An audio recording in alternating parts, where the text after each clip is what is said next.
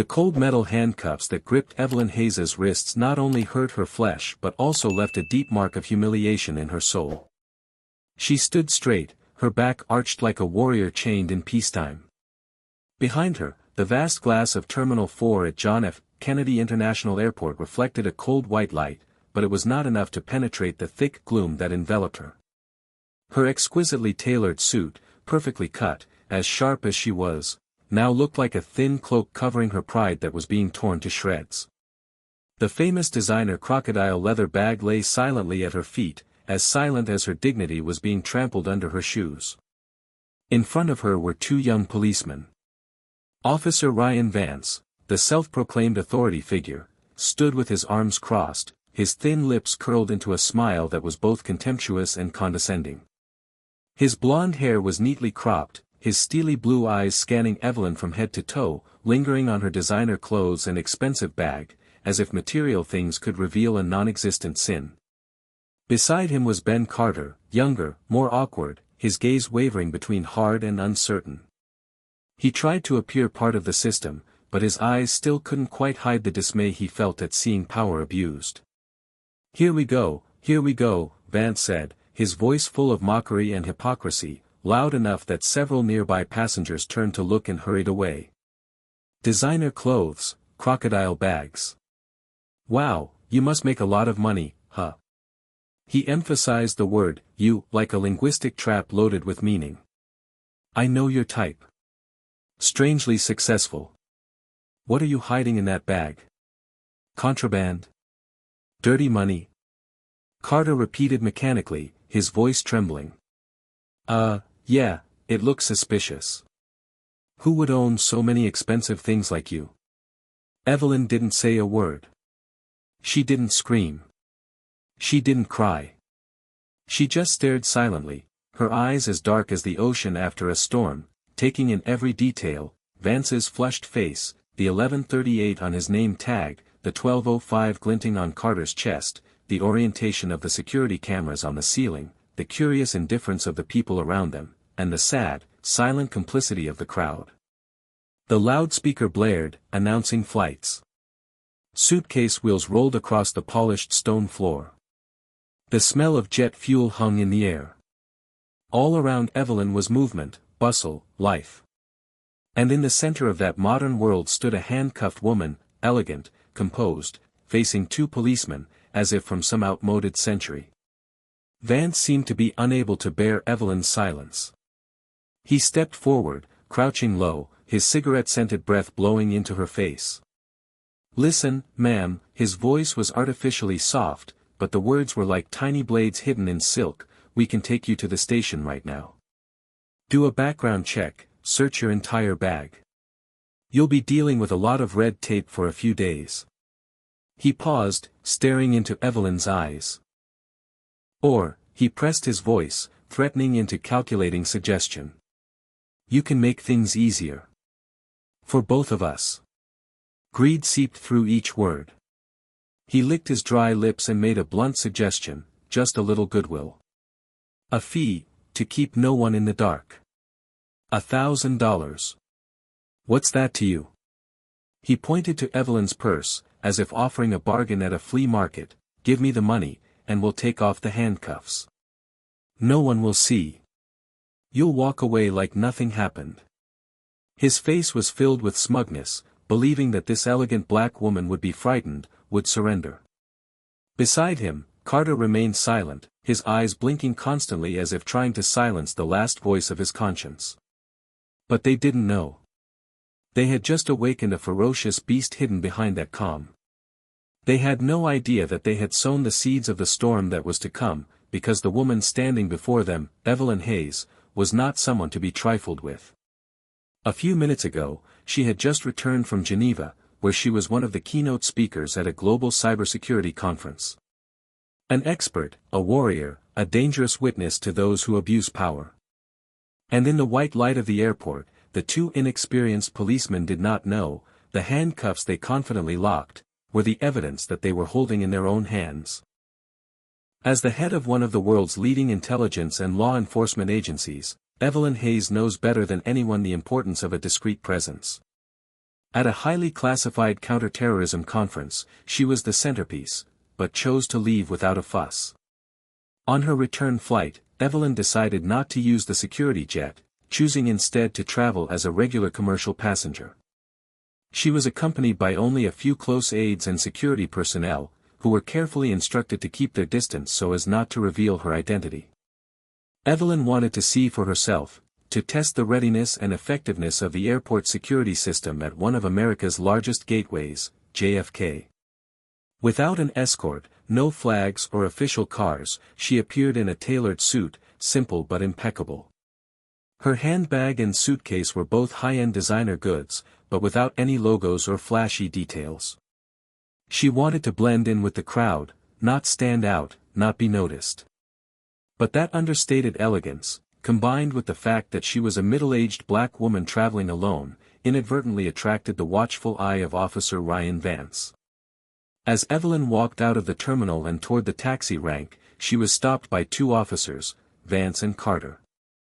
"Excuse me, ma'am, we need to check your identification," Vance said, his tone initially professional. Evelyn paused, keeping her composure. "What's the matter?" "Just a random security check," he replied curtly, his eyes sweeping over her clothes, undisguised. "Let me see your ID." Evelyn slowly pulled her driver's license from her purse, a valid document, but one that did not reveal her true identity. Vance took it, pretended to examine it carefully, and began asking questions that went beyond the scope of a routine examination. "Where are you from? What is the purpose of your trip? Why are you alone? What is in this luggage? What do you do?" His tone gradually lost its objectivity, replaced by a mixture of scrutiny and prejudice. Evelyn answered briefly and clearly, but she felt the atmosphere growing more and more stifled, Vance's attitude filled with unfounded suspicion. "Officer," Evelyn said, her voice still calm but now tinged with seriousness, "I do not understand the reason for this series of questions. I have presented valid documents. If there is no clear legal basis, please let me go." Vance smirked. "We suspect you may be transporting illegal goods." "On what basis?" Evelyn asked, looking him straight in the eye.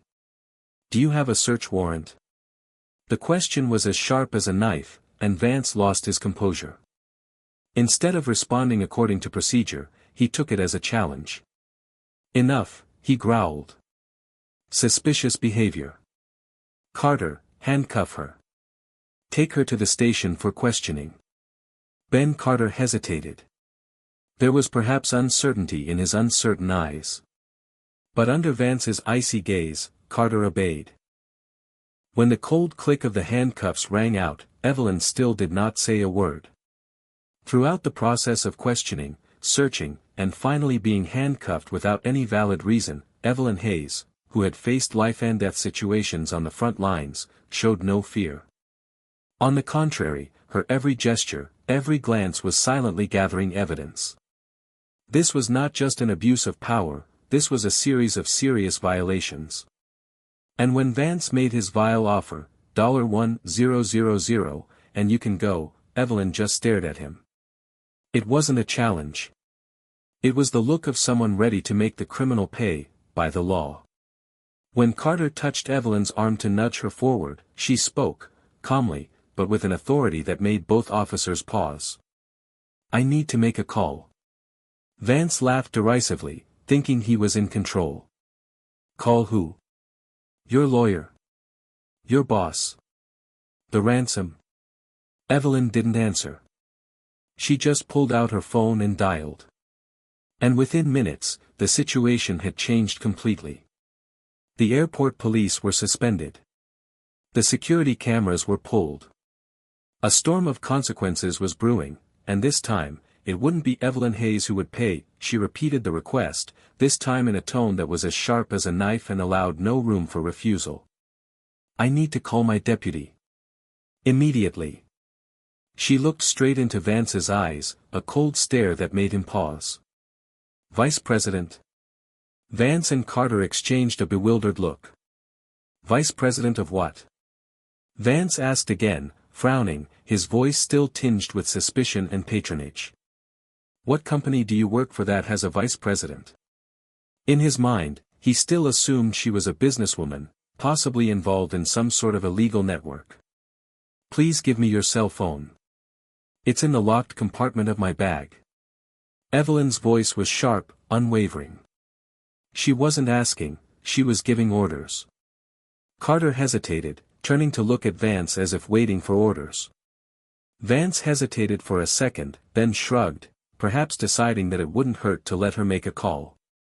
Maybe, even, it might elicit some information or compromise. He gestured. Carter reached down and unlocked his bag. Inside, he pulled out a jet-black smartphone. It looked ordinary, but the sharp design and unfamiliar weight made it seem anything but civilian. It was, in fact, a government-grade intercom, with top-notch encryption. Nothing could get past that security. Carter handed the phone to Evelyn. Her hands were still cuffed, but she didn't flinch. Her fingers slid across the screen, a series of precise, practiced gestures. Either a pattern, or a voice. Within seconds, the screen lit up and a call was placed to a high-priority number. Carter and Vance stood behind him, watching, curious and wary. A deep, professional male voice answered immediately. Marcus, it's me. Evelyn. And as soon as Evelyn spoke, her entire persona transformed, no longer a passenger, no longer a handcuffed woman, but an absolute leader. I'm in Terminal 4, JFK, near Exit 7. There's been a major security incident. 2 local police officers have overstepped their authority.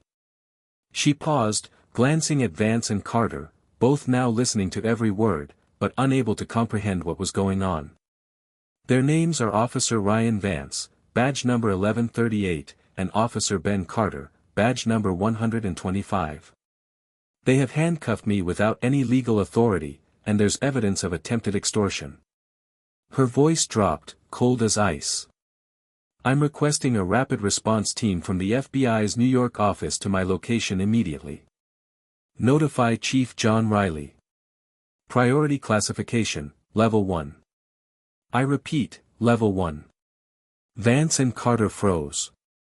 The names she just said, the undeniable certainty in her tone, and especially the words, FBI, Level 1, Chief John Riley, all of them pounded into their brains like a series of blaring sirens. Understood, Marcus. I'll await further instructions. Evelyn ended the call, motioned to put the phone down, and slowly turned around. Her eyes met Vance's confused gaze. His smugness had vanished without a trace, replaced by confusion, and a hint of fear that began to leak from the depths of his eyes. You've made a very serious mistake. She paused, letting her words sink into their consciousness, like a hammer hitting concrete. You have just illegally handcuffed, insulted, and attempted to blackmail the director of the Federal Bureau of Investigation. The last 2 words rang out like thunder in a clear sky. Both men stood still. Their faces were white, their eyes wide and unblinking. It can't be, Vance stammered. His throat was dry. No, you're kidding. Please tell me you're kidding. He almost wanted to lunge forward to uncuff her, but his feet were frozen to the floor. Carter was no better. He was frozen, a pale, trembling shadow, staring at Evelyn. And then the cruel realization hit, they had handcuffed, threatened, and attempted to blackmail the director of the FBI. The woman before them was, without a doubt, Evelyn Hayes, the head of America's most powerful law enforcement agency. A fatal mistake. Unrecoverable. The fate of Ryan Vance and Ben Carter had been sealed the moment they turned on their police lights and signaled for the sleek black car to pull over. Less than 10 minutes after Evelyn Hayes' fateful phone call, the ground floor corridor of the airport had begun to vibrate. The speed of the response showed the absolute priority of the order, not a moment's hesitation, not a step to spare. From the end of the corridor, a group of 5 or 6 people, men and women, in plain clothes, moved toward them in a uniform cadence. Without badges, without introductions, their presence was enough to cause the bustling crowd to part, forming a natural path. In the reflected light of the fluorescent lights, their every move carried a certain decisiveness, professionalism, and an unspoken but unmistakable authority. The leader was a middle-aged man with salt and pepper hair and a perfectly tailored black suit, John Riley, the special agent in charge of the FBI's New York field office. Ryan Vance and Ben Carter had seen pictures of him in interagency security meetings. But they had never imagined they would be face to face, less than 3 feet away, and in the position of a criminal. His presence seemed to put an end to any lingering hope. The 2 young officers paled, their legs shaking. Riley strode toward Evelyn Hayes, still handcuffed. His face was a mixture of anger and pent-up anxiety. "Director Hayes," he said, his voice both sharp and respectful. "Are you okay? What happened here?" No further explanation was needed. The agents behind him had quickly spread out into a solid perimeter, their cold eyes scanning the area. An invisible wall of people stood between the world of power and the 2 men who were falling freely into the abyss of fate. Evelyn Hayes, though still handcuffed, regained her commanding demeanor. She raised her head and calmly replied. "I'm fine, John. I'm not hurt. But these 2 cops, they're in big trouble." Her gaze swept over Vance and Carter. The 2 men were no longer able to maintain their composure, their faces were pale, their eyes lost like 2 young leaves about to fall in a storm. Riley turned around, his eyes blazing with fire. Without asking, he ordered. "Disarm them, their badges, and their radios." Immediately. The 2 agents approached. There was no argument, no resistance. Vance and Carter were petrified. They left it to the trained hands of the federal agents to clean up everything: guns, handcuffs, radios, and badges, symbols of pride and power, now evidence. Another agent gently walked up to Evelyn Hayes, unlocked the handcuffs. A click rang through the air, not only freeing her but also closing the chapter of the police careers of 2 young people forever. Evelyn rubbed her red wrists, then immediately ordered in the sharp voice of a commander. "Seal down the entire area. Only authorized personnel are allowed in. Collect all security camera data from the time I was pulled over until now. Check to see if they used body cams. If they did, that would be key evidence. Call the Deputy Federal Attorney's Office, have a prosecutor sent to the scene." Riley just nodded and deployed like a perfect machine. Sergeant Al Miller, the airport manager, rushed forward, his face was panicked, sweat beading on his forehead. He stammered, unable to look directly at Evelyn or Riley. The scene before him was a nightmare, his subordinates disarmed, surrounded by the FBI, and Director Evelyn Hayes, one of the most powerful men in the room, calling the shots. Vance and Carter, meanwhile, understood. Deep in their consciousness, the inevitable was clear. It was over. Jobs lost. Prosecution. Jail. All gone. "Director Hayes, please," Vance burst into tears. The first tears fell uncontrollably, followed by a runny nose, his words confused, begging like a child who had done something irreparable. "We were wrong. We were fools. It was our fault. We didn't know it was you. Please forgive us this once. We were too young. Please don't ruin our lives." Ben Carter burst into tears too. "We just followed the habit, we promise we'll never do it again. Please." Evelyn Hayes turned. Looked at them. For a brief moment, her eyes softened, but then they were as cold as steel. She didn't answer. Didn't nod. Didn't shake. Because some mistakes are unforgivable, not just because of the law, but because the trust that society has placed in the hands of those in uniform has been betrayed. The men knelt before her, their voices trembling with pleading, but Evelyn Hayes's eyes were as cold as ice, no trace of pity, no crack of hesitation. "You were not wrong to not recognize me," she said, her voice calm but ringing like a bell of alarm. "You were wrong, to abuse the power you were given to act like an outlaw. You were wrong, to let racial prejudice dictate your actions and decisions.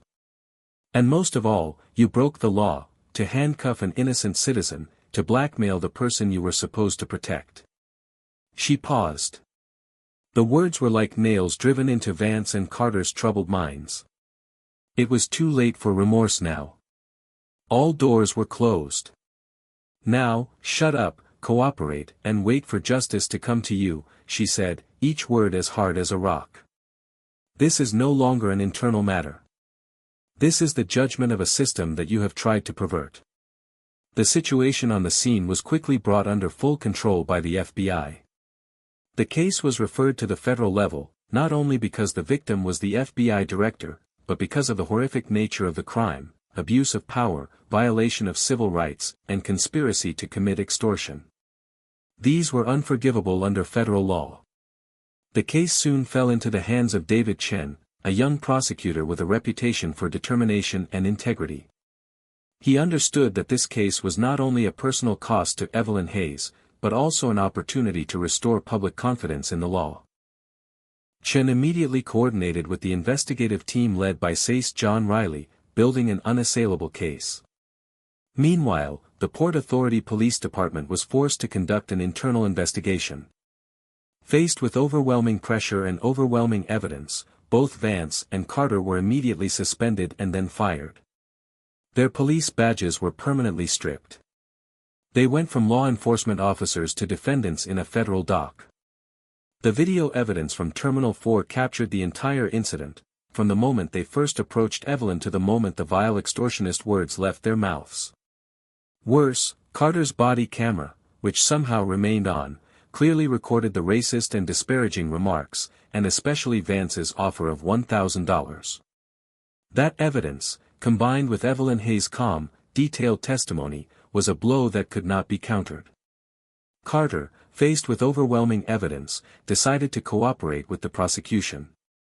He pleaded guilty to lesser charges and confessed to Vance's entire scheme.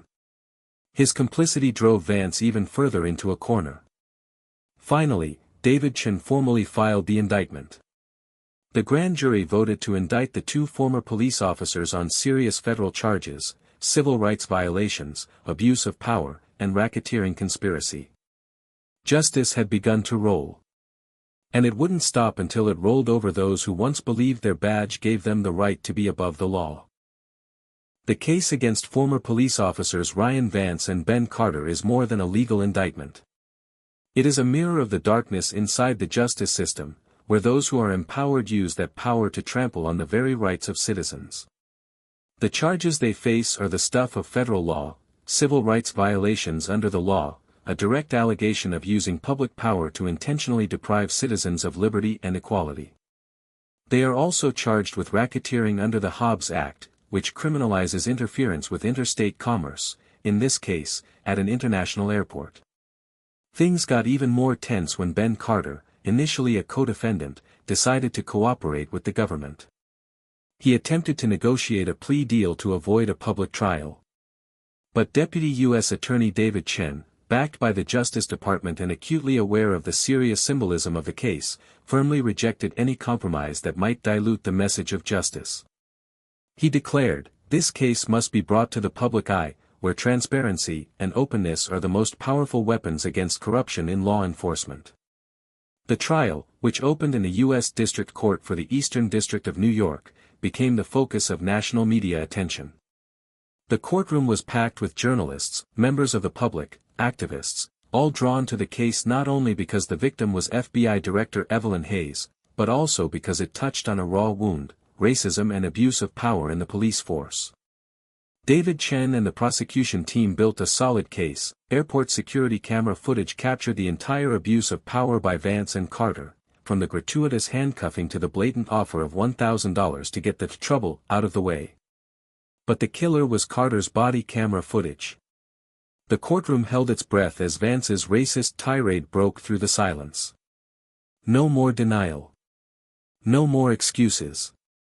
Superintendent Evelyn Hayes, the key witness, appeared on the stand with a calm and dignified demeanor. Dressed in formal business attire, she did not condemn, she did not cry, she did not plead innocence. She simply told the truth, clearly, coolly, with the integrity of an outraged citizen and a witness for justice. The weight of her testimony was almost unshaken by the defense's questions. Carter, as a cooperator, went to trial admitting all the wrongdoing, especially Vance's central role in orchestrating the extortion scheme. Although Vance's attorneys tried to argue that his client acted in a moment of impulse under pressure at the airport, and that the insults were speechless in the heat of the moment, they all fell flat in the face of overwhelming evidence and the voice of truth. Carter's defense took a different tack, admitting his inexperience, emphasizing that Carter was a young man who had been manipulated, and showing genuine remorse. But that didn't change the fact that he had played a part in a conspiracy to deprive a U.S. citizen of his liberty. After closing arguments, the jury retired, deliberated for several hours before returning with a clear verdict. We, the jury, find the defendant Ryan Vance guilty of violating the civil rights of others under color of law and of conspiracy to commit racketeering under the Hobbs Act. We also find the defendant Ben Carter guilty of the same.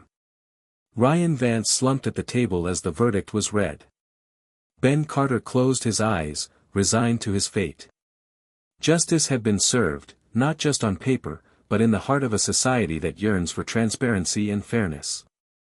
Sentencing would take place in a few weeks. But the message was clear: power is no shield against corruption. And the law, when properly enforced, is the guiding light of justice. The case of Ryan Vance and Ben Carter is not just a stain on the record of law enforcement, but a stark reminder of the betrayal of public trust placed in those who are supposed to protect them. At the sentencing hearing, the atmosphere was heavy with the gravity of the crimes, deliberate abuse of power, deplorable racial bias, and a blatant extortion scheme. The prosecutor did not hesitate to ask for a harsh sentence, emphasizing that justice is only meaningful when it is deterrent, especially when it is violated by those who carry it out. FBI Director Evelyn Hayes, who led the investigation, was present at the hearing. When asked to speak on behalf of the victims, she did not speak of personal pain, but focused on the systemic consequences. When those who wear the badge abuse their power out of prejudice or greed, they not only harm a person, they erode the fragile foundation of trust between law enforcement and the community, Hayes said, her voice calm but powerful. A clear message needs to be sent: integrity, fairness, and respect for the law are mandatory, non-negotiable, for anyone who puts on the uniform of a police officer. When it came time to hand down the sentence, the federal judge looked directly at the two defendants, Ryan Vance and Ben Carter. You were entrusted with a sacred duty, to uphold justice, to serve the people. Instead, you abused your power, acted on racial prejudice, and sought personal gain by extorting an innocent citizen. Your actions are an affront to the badge you once wore, and a stain on all law enforcement. She specifically highlighted the abhorrence of racially motivated extortion, calling it a direct assault on the rule of law that society strives to uphold. The sentences were handed down. Ryan Vance received 12 years in federal prison. Ben Carter, after being considered for cooperation but not exonerated, received 8 years in federal prison. The two were led out of the courtroom in handcuffs, bringing a bitter end to their short and scandalous careers. The case immediately sent shockwaves across the country, especially in the law enforcement community. It became a symbol of the devastating consequences of power abuse, racism, and moral turpitude. No one, not even those who wear the uniform and badge, is above the law. In the wake of the case, the Port Authority Police Department was forced to conduct a comprehensive internal review. Reforms were implemented: independent oversight, changes to hiring procedures, and retraining of the entire force on ethics, anti-discrimination, and appropriate use of force. Body cameras were widely deployed. The reputation of the Federal Bureau of Investigation was also enhanced by Director Hayes' decisive and transparent handling of the situation. At FBI headquarters J. Edgar Hoover, Evelyn Hayes sat alone in her office after a meeting on counterterrorism strategy. Her eyes were fixed on the window, where the Washington Monument stood silently in the evening sky. She was not happy. She felt only relief, because justice had been served. The JFK incident was a personal pain, but also a necessary reminder of the many challenges America still faces: simmering prejudice, lurking greed, and corrupting power. Evelyn knew, building a law enforcement force that is honest, fair, and humane is a long, arduous journey. But she refused to back down. The incident only made her more determined to pursue her mission. She took a deep breath and returned to her desk, her pile of files and her waiting calls. Because the greatest satisfaction comes not from punishing those who have gone astray, but from believing that the system, while imperfect, can still repair itself and protect its core values: human dignity and the rule of law.